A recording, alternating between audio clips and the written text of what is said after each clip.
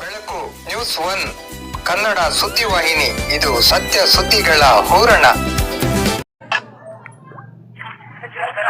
ಚಿಂತಾಮಣಿ ನಗರದ ಬಾಗೇಪಲ್ಲಿ ಸರ್ಕಲ್ ಸಮೀಪವಿರುವ SRET PU ಕಾಲೇಜಿನಲ್ಲಿ ಜೆಪಿ ಅಕಾಡೆಮಿ ವತಿಯಿಂದ ಹಮ್ಮಿಕೊಳ್ಳಲಾಗಿದ್ದ ಸುದ್ದಿಗೋಷ್ಠಿಯಲ್ಲಿ ವಿದ್ಯಾರ್ಥಿಗಳ ಪೋಷಕರು ಮಾತನಾಡಿ ತಮ್ಮ ಅಭಿಪ್ರಾಯವನ್ನು ವ್ಯಕ್ತಪಡಿಸಿದರು. ಈ ಸಂದರ್ಭದಲ್ಲಿ ಅಕಾಡೆಮಿಯ ಗೋಪಿನಾಥ್ ಮತ್ತಿತರರು ಉಪಸ್ಥಿತರಿದ್ದರು. ಉದ್ದೇಶ ಈ ಒಂದು SRET ಮತ್ತು ಜೈನ್ ಅಕಾಡೆಮಿ ಬಗ್ಗೆ ಏನು ಗೊಂದಲಗಳಿದೆ ಮತ್ತು ಕೈವಾರದ JP ಅಕಾಡೆಮಿ ಬಗ್ಗೆ ಮತ್ತು ಇದ್ರ ಬಗ್ಗೆ ಏನು ಗೊಂದಲಗಳಿದೆ ಅದಕ್ಕೆ ಸ್ಪಷ್ಟನೆ ಕೊಡಕ್ಕೆ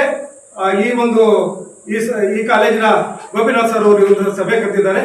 ಈ ಒಂದು ಪತ್ರಿಕಾಗೋಷ್ಠಿ ಮುಖಾಂತರ ನಾನು ತಮ್ಮಲ್ಲಿ ತಿಳಿಸುವುದೇನೆಂದ್ರೆ, ಈ ಒಂದು ವಾರದ ಹಿಂದೆ ಒಂದು ಪತ್ರಿಕಾಗೋಷ್ಠಿ ಕರೆದು ಯಾರು ಮೊದಲು ಅಂತ ಒಬ್ಬರು ಕರೆದು ಆ ಪತ್ರಿಕಾಗೋಷ್ಠಿಗೆ ನಮ್ಮನ್ನು ಕರೆದಿದ್ರು.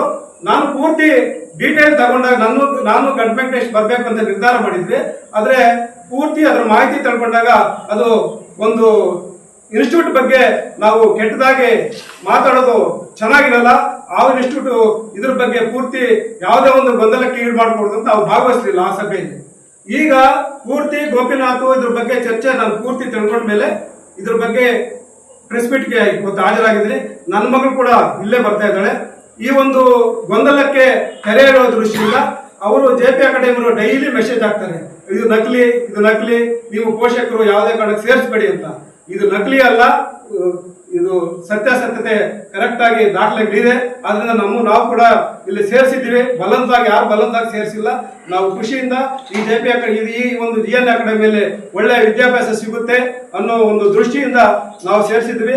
ಇದು ನಕಲಿ ಅಲ್ಲ, ಅಸಲಿ ಅಂತ ಈ ಒಂದು ಪತ್ರಿಕಾಗೋಷ್ಠಿ ಮುಖಾಂತರ ನಾನು ತಿಳಿಸ್ತಾ ಇದ್ದೀನಿ.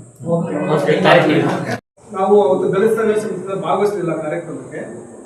ಈಗ ಒಂದು ವಾರದಿಂದ ಕೈವಾರ ಕ್ರಾಸ್ JP ಅಕಾಡೆಮಿಯಿಂದ ಡೈಲಿ ಫೋನ್ ಬರುತ್ತೆ ನನಗೆ. ಏನು, ನನ್ನ ಮಗಳಲ್ಲಿ ಇಲ್ಲವೇ ಇಲ್ಲ, ಇಲ್ಲಿಗೆ ಬರ್ತಾ ಇದ್ದಾಳೆ ಸರ್, ಚಂದನ ಫೀಸ್ ಕಟ್ಟಿ ಅಂತ.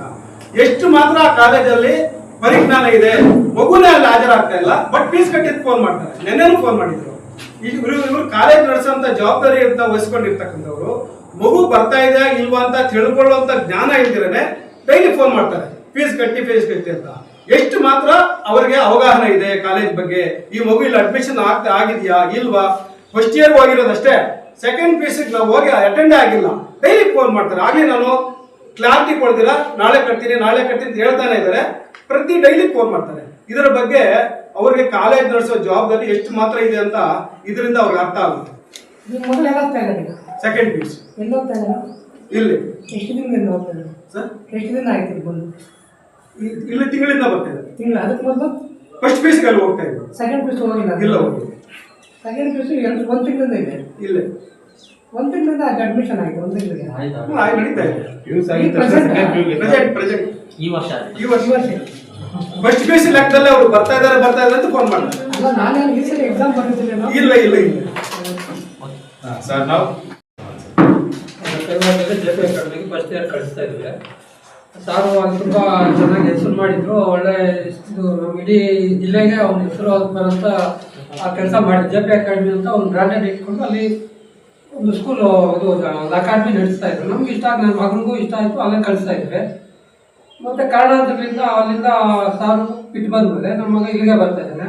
ನಮ್ಮ ಮಕ್ಕಳಿಗೆ ಇಲ್ಲೇ ಇಷ್ಟ ಆಯ್ತು, ಅಲ್ಲಿ ಕಳಿಸೋ ಜವಾಬ್ದಾರಿ ನಮ್ಮದು. ಅವ್ರು ಮತ್ತೆ ಫೋನ್ಗಳಲ್ಲಿ ಮೆಸೇಜ್ ಆಗ್ತಾ ಇದ್ದಾರೆ, ಆ ನಕಲಿ ಅದು ಇದು ಅಂತ. ಅವರೇನಾಗಿದ್ರೆ ಕೋರ್ಟ್ ಮುಖಾಂತರ, ಕಾನೂನು ಮುಖಾಂತರ ಇದು ಮಾಡ್ಕೊಳ್ಳಿ. ನಮ್ಗೆ ಸುಮ್ಮನೆ ತೊಂದರೆ ಕೊಡೋದು. ನಮ್ಮ ಮಕ್ಕಳು ಇಲ್ಲಿ ಇಷ್ಟ ಆಯ್ತು ಅಲ್ಲಿ ಕಳ್ಸೋಕ್ಕೆ ನಮ್ಗೆ ಇಷ್ಟ.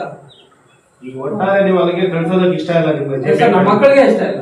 ಮಕ್ಕಳಿಗೆ ಇಷ್ಟ ಇಲ್ಲ. ನಮ್ಮ ಮಕ್ಕಳೇ ಅವ್ರು ಇಷ್ಟಪಟ್ಟು ಇಲ್ಲಿ ಬರ್ತಾ ಇದ್ದಾರೆ.